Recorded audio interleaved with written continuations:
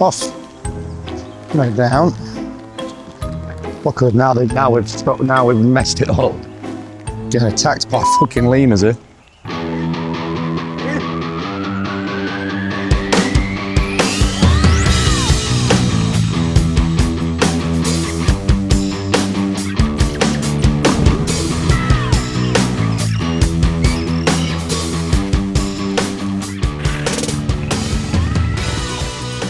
Can you own a monkey in the UK? Well, the answer is yes, you can. These lemurs came from a zoo that was just shrinking their collection. So we took them on. They didn't have any room for them anymore. They wanted to minimize the collection. It was slowly closing down, so we took them on. This is our mother, and she's based, and this is the father, and the rest of them are all the babies from this female. Okay. So this is Lemmy. So he's 2-year-old lemur. The mother literally has not rejected any babies we had, but she left him, and she left him for like, she dropped him. She wouldn't pick him up. So we left him for a couple of hours, and then I literally came in, seen him on the floor on his own. I thought, right, that's it. I'm taking him. A lot of people said to me to put him down because if his mum's such a good mum with other lemurs, it'd be better to euthanize him. Because there's a reason that she's obviously not taking him. But there was no chance was I doing that. So I literally took him in, hand reared him, was feeding him through the night every hour, then every 2 hours, then every 3 hours towards like going on for months, 6-7 months, having him in a little pouch on my chest. I had to sleep with him on my chest, I had to sleep on my back, I had to go everywhere with him, I had to feed him. It was really a big task for 6 or 7 months. And here he is. Survived, absolutely 100%, nothing wrong with him. It's complicated, and there is a new law that's coming in. So currently you can own squirrel monkeys, tamarins, marmosets, no license. So if you've got a primate at home, don't panic. I'm going to break down what's happening, what you need to know, and how it affects people like me and you. So from April 2026, the UK government will introduce a brand new primate licensing system. It's issued by DEFRA, licensed by your council.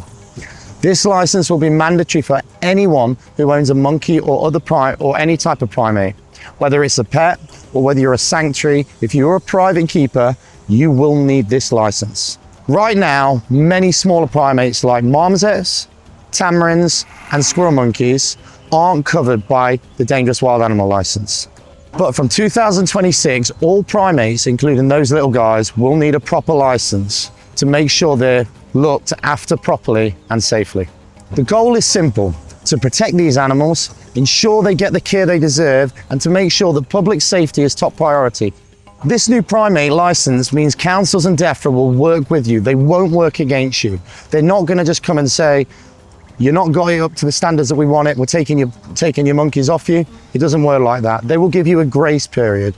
So if you've already got a primate, going underground and hiding won't help anyone. Eventually you will get caught. Loose lips sink ships. What's it take to get this license? Well, this license isn't a dangerous wild animal license. Lemurs, you need a dangerous wild animals license. Squirrel monkeys, you don't. It's a fresh system from DEFRA designed to make sure primate owners meet much higher welfare and safety standards. How do you get this license? You need to follow the guidance like I've said, but some of the things, the key points, you need to have a secure, suitable enclosure that keeps your primate safe and protects the public. So that doesn't mean a little bird cage in your kitchen or a cupboard or your monkey or your marmosets running around your kitchen. It's a proper, like this, secure, approved cage. Prove you have the experience and knowledge to care for these species. They are not just a pet, they're not just something you have, they're not just for Christmas. Show that you can provide enrichment. They're incredibly intelligent. You need to be able to provide enrichment plans, keep their brains ticking, and you can't just have one primate. They need to have two because they're a social species. You'll need to agree for regular inspections from the council. They will come around, they'll inspect you on a regular basis. It won't be every week, won't be every month, it'll be yearly, but it will keep everything up to date and it will keep your primates in the best condition possible. You need emergency plans in place in case anything goes wrong, an emergency escape plan. So you're also going to need to prove that your primate is legally acquired and properly registered. If it's a tamarin, let's say, a lot of them are in critically endangered species, so you're going to need A10 paperwork, you're going to need CITES paperwork, you're going to need to be able to prove that you haven't just smuggled this in. It stops people keeping these primates in cupboards, in bird cages, running around people's houses, people taking them in the park. It's crazy what people do. Animal welfare is very important. Monkeys have a complex social needs and special diets and constant enrichment to stay healthy. When I rescued my first animal, it was 2 squirrel monkeys, Ronnie and Reggie. I had to learn the hard way this time. It's a full-time responsibility. It's not a hobby. You can't just say, I'm going on holiday with my mates, nip into Ibiza. You've got to be able to plan things because they really need mental stimulation and they really take a lot of care. It's not like a puppy, it's not like a dog, it's not like a cat. They really are intensive and they really take a lot of your time up. So here we've got our trooper squirrel monkeys. This one's Ronnie here. So Ronnie is our literal first animal I ever had. In here as well, we've got, so this is all a group of females and 1 male. They've got big outdoor enclosure, guys. This is just their indoor. We keep it nice and small because they feel safe for breeding.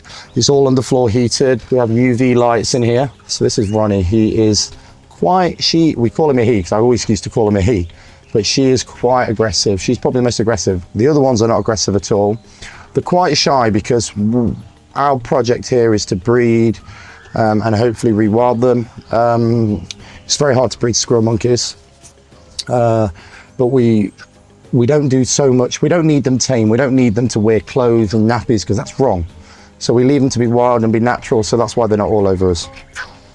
If you already have a monkey at home, don't panic. Don't try and hide it. The best thing you can do is contact your council, ask them what you need, get into the process early. These laws are about protecting animals and people. So if you're thinking of getting a monkey, take these new rules seriously. Do your homework.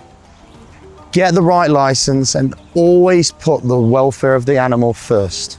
If you want to learn more about how to care for exotic animals properly, stay tuned for more episodes in this series. And hit the subscribe and like button below so don't miss out. We've got some crazy stuff coming on.